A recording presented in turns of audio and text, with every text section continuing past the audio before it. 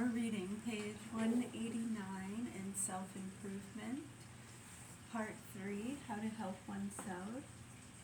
Having our tea. Cheers.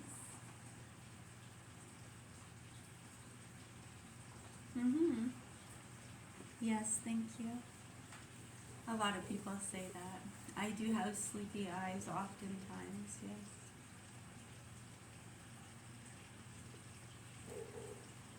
Part 3, How to Help Oneself.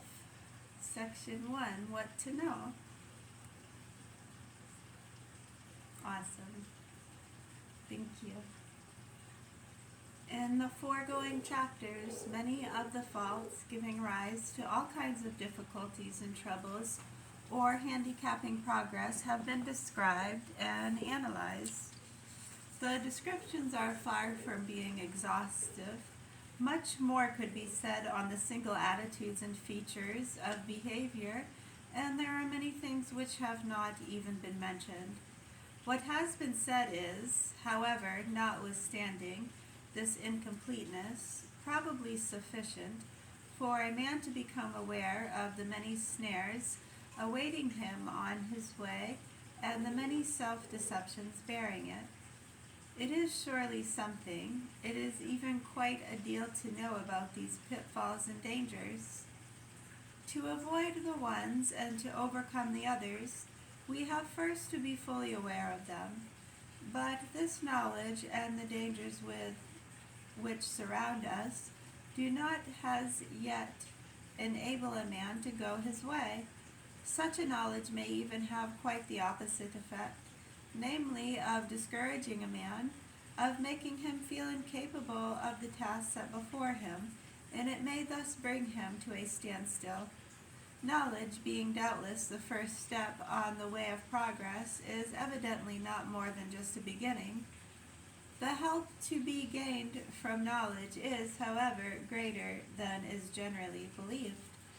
By becoming aware of the nature of the real difficulties in which we are entangled, we discover new sides in the term and thus new chances of dealing with them. Knowledge often opens suddenly an altogether new way, one we never thought of before, giving access to a place which we before despaired of ever reaching.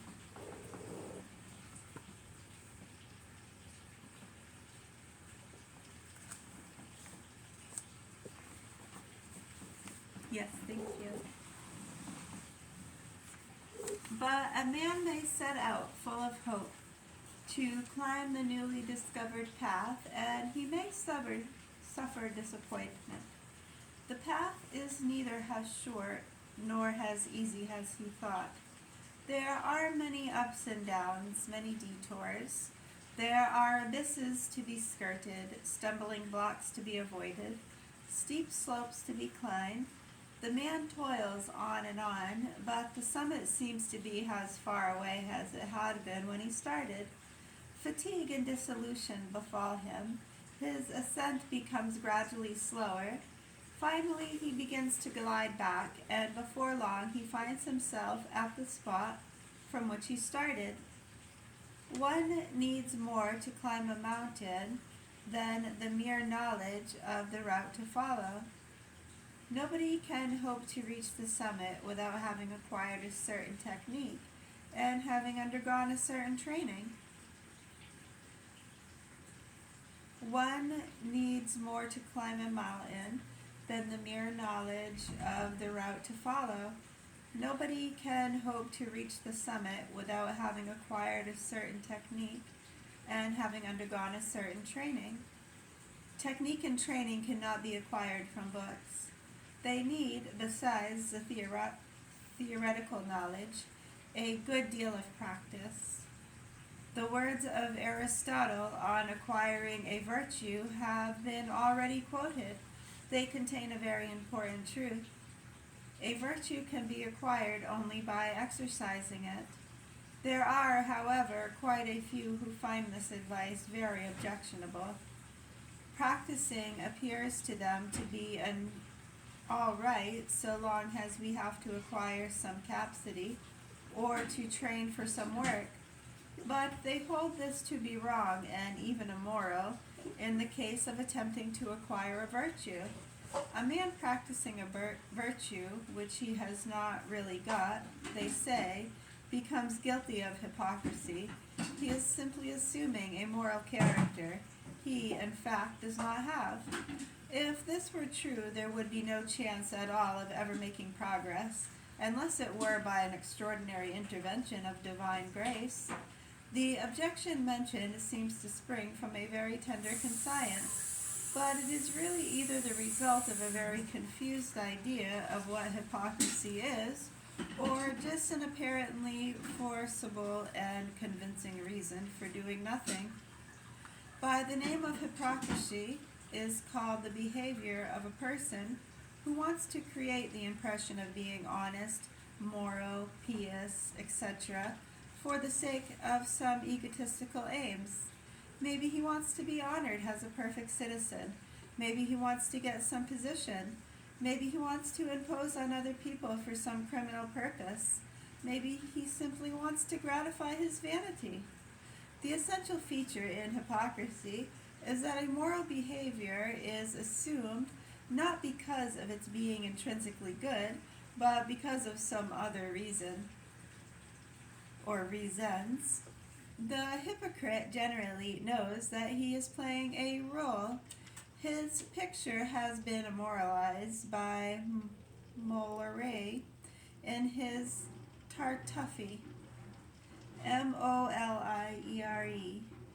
Molière, and his Tartuffe.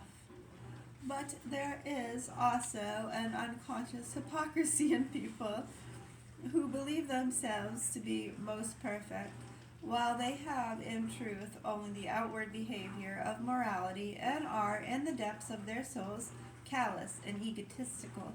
That is what is called rightly by the name of Pharisaism. Pharisaism. Pharisaism.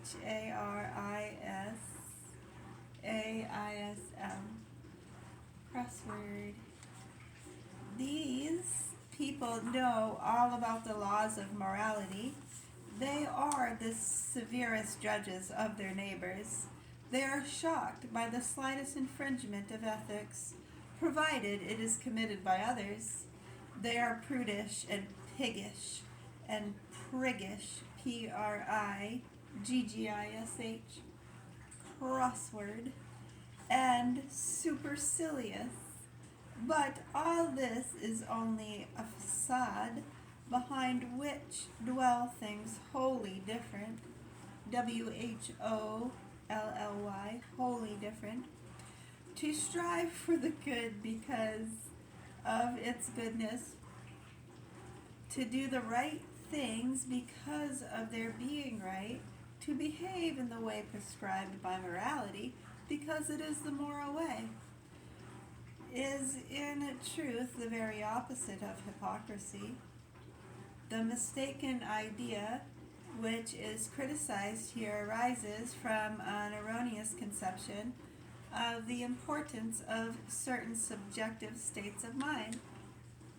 Not everyone can be expected, nor can he expect himself to feel in the way he knows to be the right one. We may very well be willing to do certain things and to do them really, and at the same time not feel like doing them. Many things are done reluctantly. Reluctantly. There's a frog in my throat.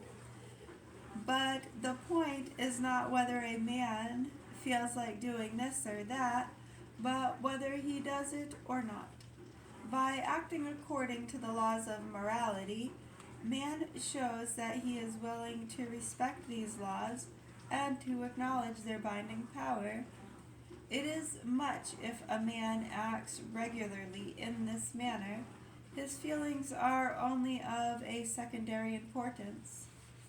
An action which is right in itself does not become less so, nor are its results and its influence on the doer's personality weakened by the fact that it is not associated with enthusiasm and feeling.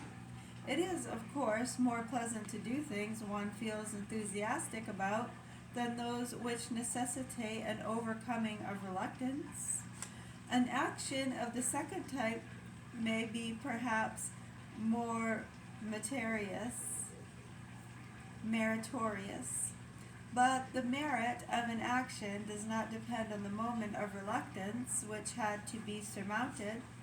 It is, of course, not for this book to discuss the theological side of the question of sacrifice, still less the problem of its merits, but the psychological side of this problem must be touched upon by a few remarks.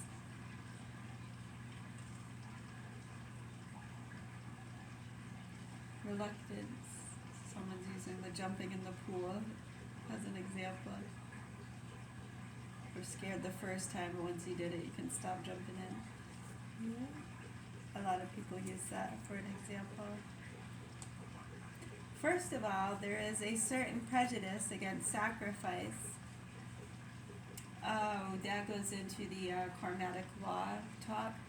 I don't know if I can describe that the way they did. It was really quite brilliant. So karmatic, karma, the laws of nature. Drink water. Right. Exactly. As far as the conscious feeling repercussions, the intrinsic feeling, it could be anything. A lot of times I'll use examples such as the way one personally feels when someone walks into a room. Now that someone might give somebody a good feeling, yay, excited to see them. Someone else might not know that person and not have that same kind of excitement. There's a reaction there taking place. This is karmatic law. So if somebody does something and then they feel guilty about it, and you feel karmatic law happens.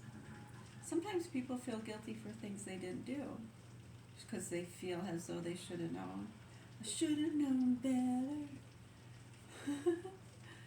Yeah, that kind of thing.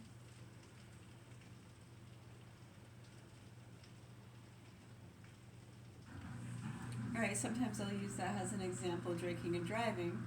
If you don't get caught, if you get caught, then you're feeling some repercussions. There's an intrinsic, right, whether you get caught or not, sometimes somebody might not care whether they get caught or not. They don't give a crap and they're going to go out and do it again, or maybe not. Depends. There's a moral, ethical. When I went through the rehab training and surveillance programs, when I first started on those back in 2000, there were some older people in my class. There was one old man, he made clocks. He had served a lot of time in Thomaston prison for some things. And he really got to me. He had said some things. One of the times I was drinking and driving and I had crashed my car into a telephone pole and put power out on the whole road. People were complaining quite a bit about that. Yeah. I shouldn't have been drinking and driving. I was only 16. Yeah, I can remember them saying, oh, what if you had hit a kid riding their bike, and kind of putting these thoughts and scenarios into my head. And I had nightmares about that for quite a while. It was weeks, maybe longer. It took me a little bit to kind of stop. I'd wake up with night sweats, almost losing my breath, having images of crashing into someone, and then the thoughts of that person losing, or child losing their whole lives, and how it would affect the people around them, and that would affect their whole lives forever and ever. Yeah, how long is forever? Swirling feeling sometimes if you delve too deep into those kind of thoughts. It's pretty neat. Yeah, see the karmatic law thing, does that describe it as well as they did? See, they do a better job. That's why they get paid.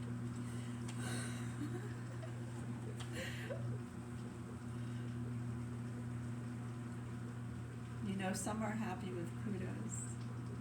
Greenhouses would be really cool.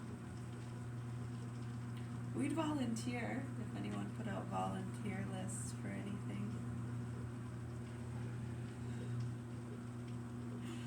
It's been a huge issue for a while. We've discussed this, huh? Just the allocation of fundings, the BS, where it goes. How they ridicule and degrade. Use people as profits. It's absolutely disgusting what they've been doing here within our DHHS systems. And a lot of innocent people have been killed and hurt, killed themselves, had overdoses. Have we said this? Yeah, we're lucky we survived. It does, it blows your mind when you try to talk to them. I don't even know where to go, I'm sorry. I think when we look at it, it's just other things, there's so much noise. And that's why we explain that, all the noise going on with my siblings and where are they? Yeah. I know, right? One of them didn't talk to my dad for a couple of years just because he said it sounded like pots and pans when their boyfriend was playing in a band, which was kind of mean. They have a good band, they sound good. Listened to them since I was a kid. Little petal rose, love you petal rose, yeah. Anyways, yeah, she didn't talk to him for a couple years because he made a rude comment, which got peddled to him from some busybody passing by. You saw it happen in slow motion. We were there. It was on the wharf in Hollowell. They go up to my dad and make a comment about, what the hell is this crap playing? I ain't staying around here to listen to this. And then they disappear. Probably some business dude dressing like a coffee shop granola. Yeah, and so then sister comes up, hey Dad, this sounds like a bunch of pots and pans. Dad, how could you say that? Nah, nah, nah, nah. Doesn't talk to him for a couple of years. It's really stupid. It's menial, the petty, stupid bullshit going on around these parts. Then you add in the drugs and all the other stuff that was going on. Really horrible. We have to put ourselves in those states. Sorry if it bothers you. Well, you see, if we go the other route, angry isn't always fun. Yeah, you gotta build up, you have endorphins, laugh juice. You can only laugh so much, right? Eventually. You can overdose on laughing, did you know that? And you will have a crash. It's called a laugh crash. It's like you have a sugar crash. Yeah, you don't want to get too high on yourself, But please do. Also, why not? Hey, if you're going to overdose on something, why not it be good, right? And with a face like this, it's got to be good, right?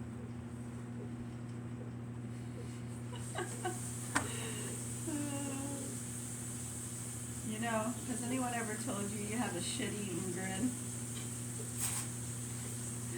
Deuces.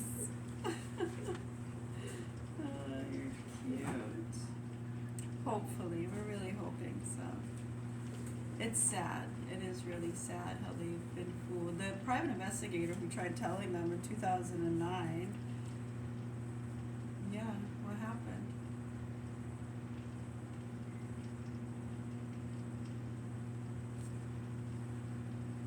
Yeah, it's really not funny though when you think about it. There are children being tortured and abused. My youngest two children, they tried to kill me. I'm not sure. It's 2025. Okay, so we're going back decades. Well, this punk, he showed up in 2010 after the private investigator shot himself, right? And the father of my oldest two ran away spooked, calling us slave drivers.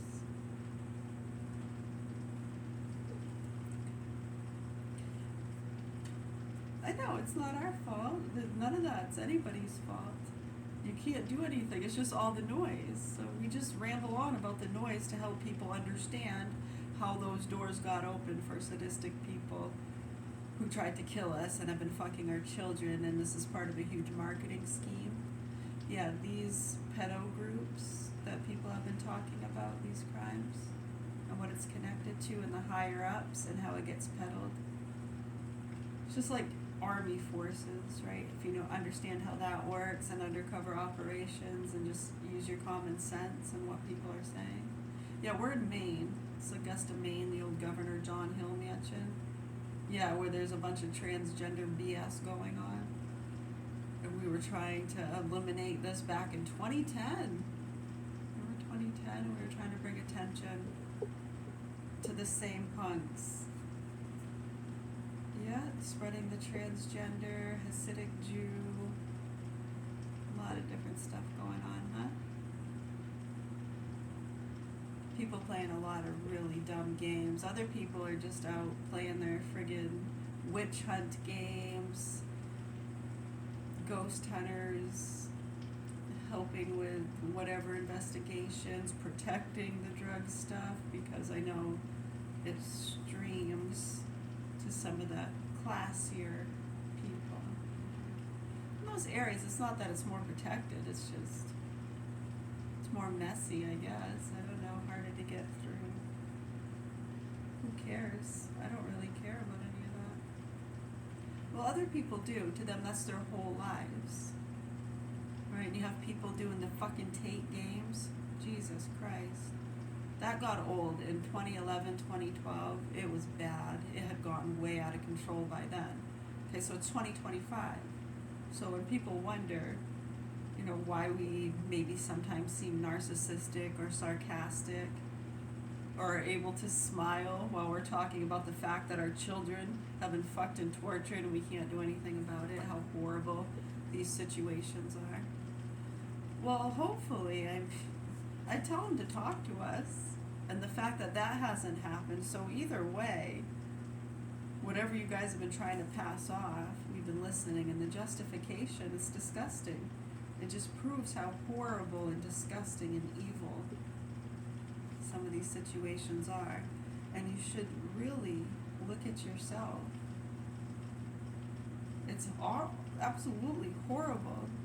We lose our mind space because you have a hard time grasping how people are so fucking stupid and evil and mean. It just doesn't even register.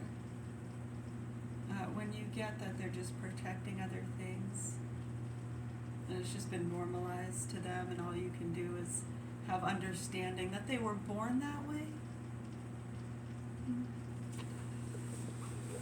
According to this idea, sacrifice comes to be regarded as something unnatural, as something alien to the laws and the essence of life, something like a yoke to be borne by mankind.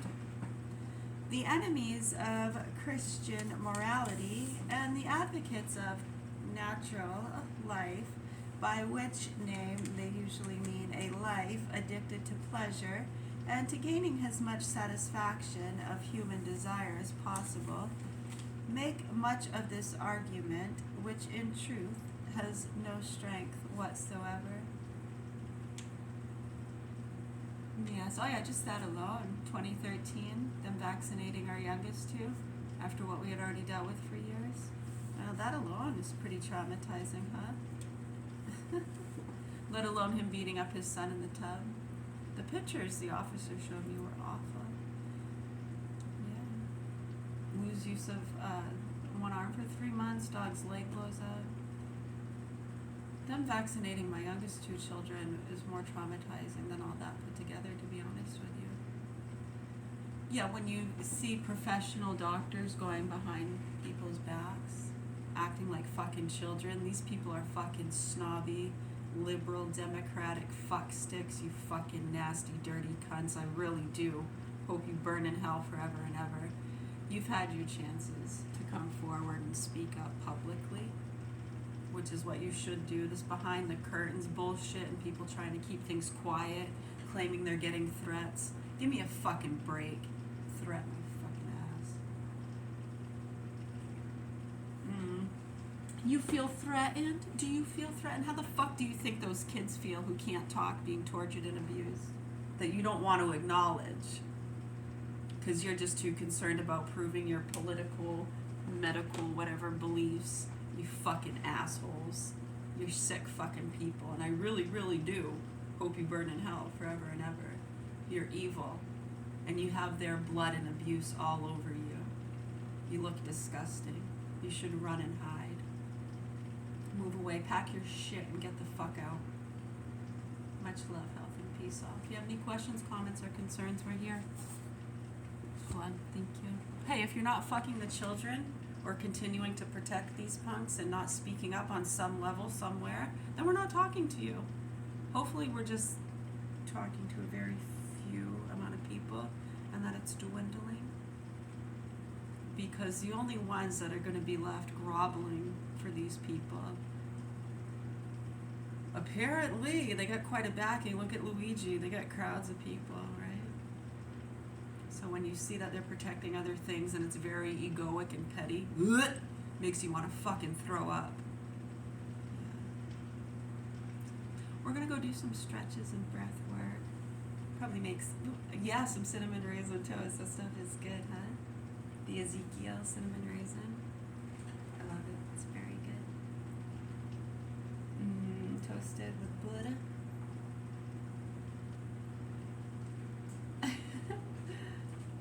Cool. Turns out the snow was actually rain. Oh my gosh. Yeah. Not too bad, huh? That's a plot twist.